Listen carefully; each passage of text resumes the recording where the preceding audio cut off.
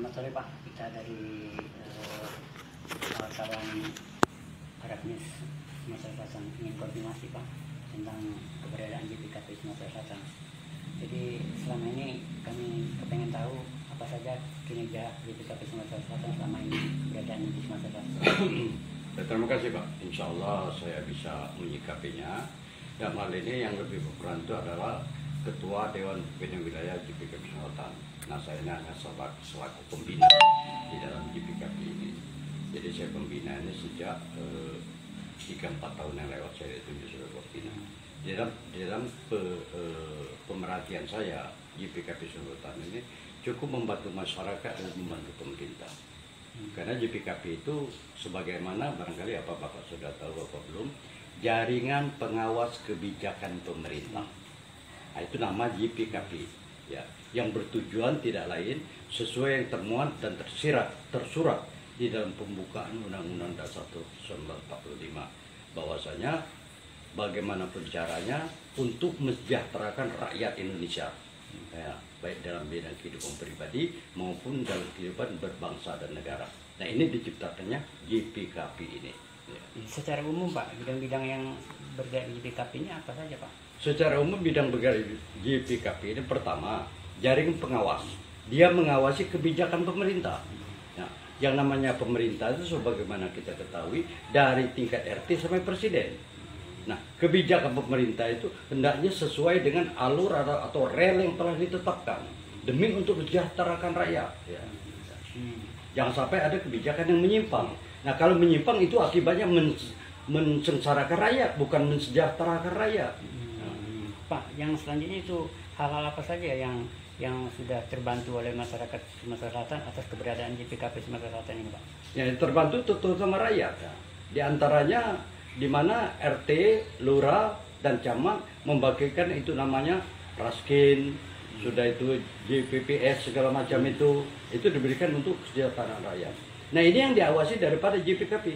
Jangan sampai rakyat yang kaya mendapat itu, yang miskin tidak dapat itu. Nah, ini yang ditelusuri JPKP. Nah, kalau ada penyimpang sedemikian, dengan sendirinya anggota JPKP tidak tinggal diam.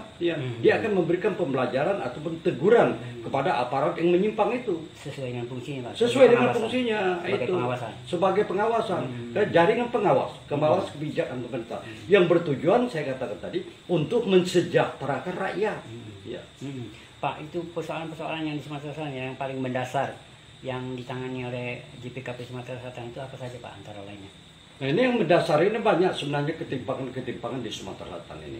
Satu di antaranya, sebagaimana diinstruksikan dari Menteri Dalam Negeri dalam segi melayani rakyat, itu diadakan pelayanan terpadu satu pintu, misalnya itu kan, seperti yang Bapak lihat di pengadilan maupun di kantor-kantor lainnya. Akan tetapi ini ada kala yang menyimpang, seperti salah satu contoh kebutuhan mendasar bagi rakyat, pembikinan KTP. Nah, pembikinan KTP itu mestinya diadakan pada satu pintu. Tapi kenapa rekam pribadi diadakan di Jakabaring? Sudah itu selesai itu lari ke catatan sipil, lari pula ke kantor camat. Jadi banyak jalur dan birokrasi yang dilewati. Nah, tapi kan ada birokrasi terpadu Pak, kantor terpadu, pelayanan terpadu dari Sumatera Selatan ada kan? Nah, itu yang bagus, itu yang diharapkan. Kita harap yang namanya pelayanan masyarakat supaya dilayani secara benar-benar. Bukan aparatur itu minta dilayani. Pelayan kan, yang namanya ASN itu tentara, polisi, itu pelayan rakyat. Karena mereka mendapat gaji dari rakyat. Ya, kenapa tidak? Ya. Kalau ada yang dapat dipermudah, kenapa dipersulit? Ya, itu kan. Itu dari pihak JPKP sendiri apa sudah pernah memberikan suatu saran, pandangan atau kinerja pemerintah yang seperti itu Pak? Pernah, tidak jarang. Adanya penyimpangan itu, anggota JPKP Sumatera Selatan di bawah pimpinan Pak Anang Haryanto sudah beberapa kali mendabrak masalah itu. Supaya kembali jalan yang lurus, kembali jalan yang benar demi untuk ketenangan dan kesejahteraan rakyat.